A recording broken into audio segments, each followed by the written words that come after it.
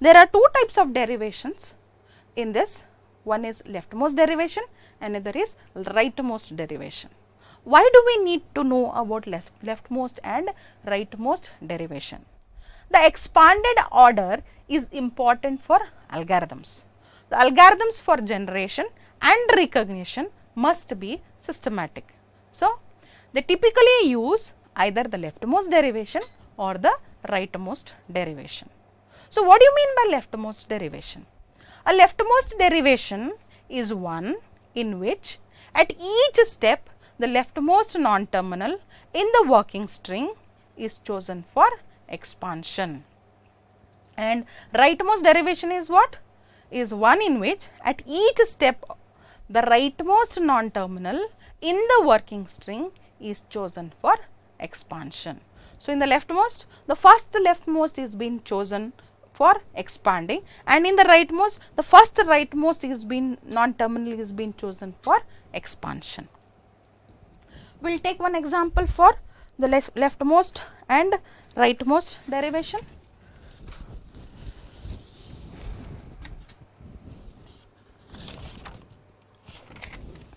S tends to AB or AAB, A tends to A or AA, B tends to B. So, assume this is the grammar given and I need to derive a string AAB from this given grammar or from this set of rules. So, how we will derive? First, I will start with the start variable or non-terminal, and we are using which derivation? Leftmost derivation. So, I have two options here. There is a match with S with two rules, either AB or AAB. So, I will go for first rule, that is AB. So, I have replaced expanded S by AB. Now, how many non-terminals are there in this working strings? Two non-terminals. And which is the leftmost in this? So, leftmost is A. So, first I must go for the leftmost derivation, the leftmost non-terminal to be expanded. So, A, either I can apply A or AA. So, I will apply the second rule, A tends to A and this B as it is. Now, again in this working string, how many non-terminals are there? A and B. Which is the leftmost? This is the leftmost. So, again this leftmost must be replaced as what? A, either A or AA. So, I need the string AAB, I need only two A's. At that time, is it needed to expand it as AA? No, it is needed to expand it as A. So, when I go for expanding A as A, this AB as it is, already I got two A's, left over is one B. So, B tends to, how many non-terminals are there? Only one B, which is the leftmost or which is the rightmost. So, leftmost non-terminal is B, B expanded to B, I will get A, B. So, this is the leftmost derivation. Now, coming to the rightmost derivation. Rightmost is the reverse of leftmost derivation. Rightmost derivation. So, start with the start symbol, yes. Again, I have two rules, I can apply this or this rule. First, I will apply again the same rule, S tends to AB. In this one, how many non-terminals are there in this working string? 2. Which is the rightmost? B. So, previously what we did, in leftmost we replaced the leftmost non-terminal, that is A. Now, what we are supposed to do? We are supposed to replace the rightmost, which is the rightmost? B. What is the string to be derived? AAB. So, at that time what we will do? Keep this A as it is and expand the rightmost non-terminal, that is B, as B. Now, in this working string, how many non-terminals are there? Only one, that is A. So, again A to be substituted by A, this B as it is. Now, I got one A and one B, I need one more A. So, one more A can be obtained by expanding A tends to A. So, if you see here, there is only one non-terminal. This one non-terminal replaced as A will get the string AAB. So, this is called as leftmost derivation and this is rightmost derivation. So, even you can get more than one derivations. One more example for the same string to tell you that more than one strings can be generated. S derives, instead of taking the first rule, I will go for taking the second rule, that is A, B. These two A's as it is, B expanded to B, I will get a B. So, one string can be generated more than one strings. So, these are the example, one simple example of generating leftmost derivation and rightmost derivation. One more example we can take, that is S tends to ICTS or ICTS ES or X and C tends to Y. So, the leftmost derivation for the string IYT, IYT, XEX. So, how we will go for? So, I will go for applying the first rule, S tends to ICTS. So, in this how many non-terminals are there? C and S, which is the leftmost C. So, this C I will go for replacing it as Y. So, IYT. Now, in this working string I have only one non-terminal and this non-terminal I will replace it by ICTS ES. So, I will get S expanded as ICTS ES. Now, you see in this working string you have C, S, S, three non-terminals, out of which the first non-terminal is leftmost one is this C and this C now I will replace it as Y. Now, left with two non-terminals S and S, leftmost is this S replaced as X and now only one left, that is X, S is replaced as X and I have derived this string. So, here what we did, the leftmost non-terminal is been expanded, whereas in the rightmost derivation we go for expanding the rightmost. So, one example, S derives ICT S ES. So, in this one again I have three non-terminals C, S, S, rightmost is this S. So, this S is replaced as X. Next is C and S, rightmost is S. So, S is replaced by rule 2 ICT I C T S. Now, I have three non-terminals C, C, S. Rightmost is this S, S is replaced as X. Now, I have two non-terminals at this level of working string C, C, C, C, which is the rightmost, this C is replaced by Y, last left over this C is replaced by Y and hence we got the rightmost derivation. I hope by now you are clear with how to derive the leftmost derivation and rightmost derivation. In your textbook, we have one more example on the fragment of English grammar, wherein in the previous session we have discussed how the non-terminals are represented.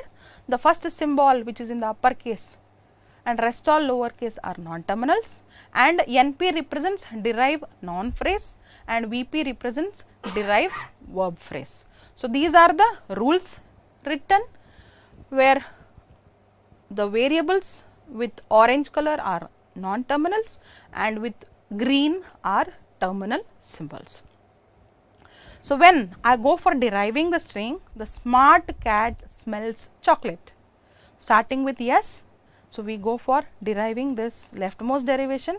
S tends to NP, VP, we have two non-terminals. So, NP is replaced by the nominal.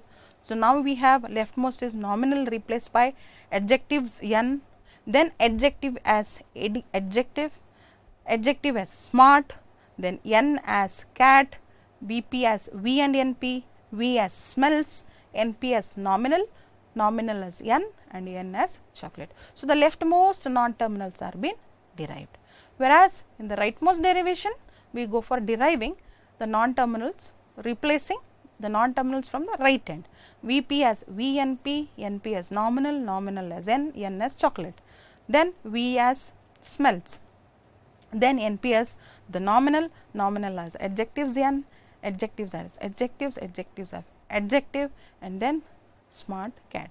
So, we go both from the leftmost derivation and the rightmost derivation, we have derived the string the smart cat smells chocolate.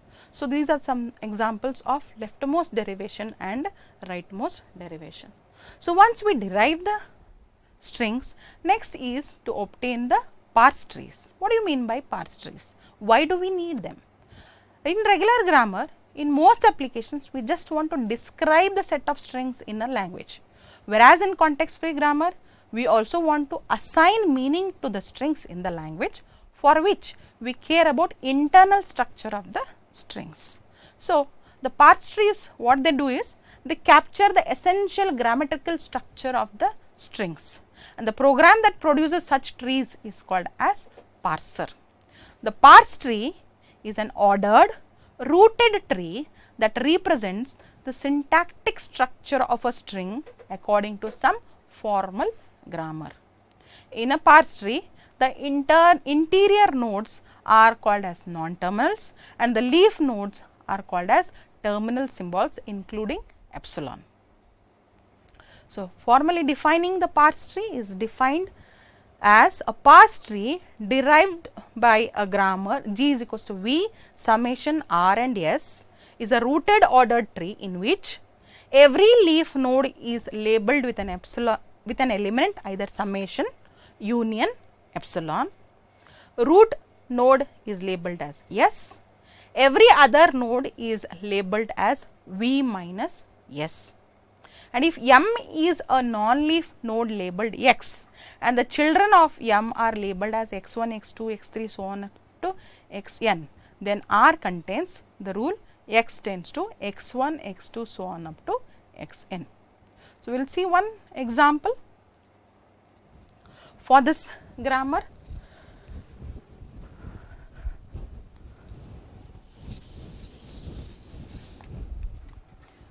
We will consider the same grammar. For this grammar, we have obtained the leftmost derivation and for the string AAB, and now we will go for deriving this string AAB and put the parse tree. Assume the same leftmost derivation starting with S.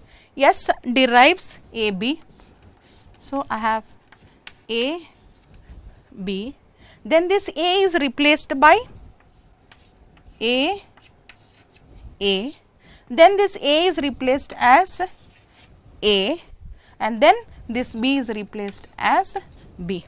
And if you go for reading the leaf nodes, all the leaf nodes obtained will be from left to right. Read the leaf nodes A, B. So, the string derived is A, B. And this is the non-terminal, which is a root node. A, B, A are non-terminal symbols and A, B are the terminal symbols or the leaf nodes. So, this is one example of parse tree. Similarly, this was for this grammar, and for the previous grammar for which we had derived the leftmost derivation, for this the parse tree is S. So, S derives ICTS, leftmost derivation. Next, C is replaced as Y. So, C as Y. Then S. So, next is S. S is expanded as ICTS ES. So, S as ICTS ES. Next, C is replaced as Y. Next, S as X. Next, S as X. So, this is the parse tree for this grammar, from this grammar for the string derived IYT, XEX. And for the third example, this is the parse tree from your English fragment to obtain the smart cat smells chocolate. It is clear from this tree that the sentence is not about cat smells or smart cat smells, but this is a parse tree generated from this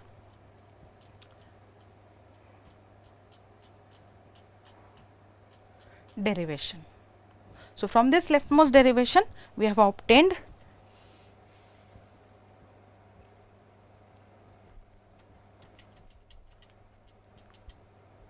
this tree. So, that is about the parse tree. But one thing, if you have observed in parse tree, the parse tree may correspond to multiple derivations. Now, say for example, the smart cat smells chocolate, we have 2 derivations. From the parse tree, we cannot tell which of the following is used in the derivation. So, whether S tends to NPVP or S tends to NPVP. So, NPVP, now N is replaced as the nominal or V is replaced as VNP. From the parse tree, we cannot come to know. Hence, the parse trees capture the important structural facts about a derivation, but throw away the details of the non-terminal expansion order. The order has no bearing on the structure we wish to assign to a string. And lastly, the generative capability. Because parse trees matter, it makes sense given a grammar to distinguish between G's weak generative capacity and strong generative capacity. What do you mean by grammar's weak generative capacity? It defines to be a set of strings L of G that G generates, and strong generative capacity defines to be a set of parse trees that G generates. And when we design a grammar, it will be important that we consider both their weak and their strong generative capacity.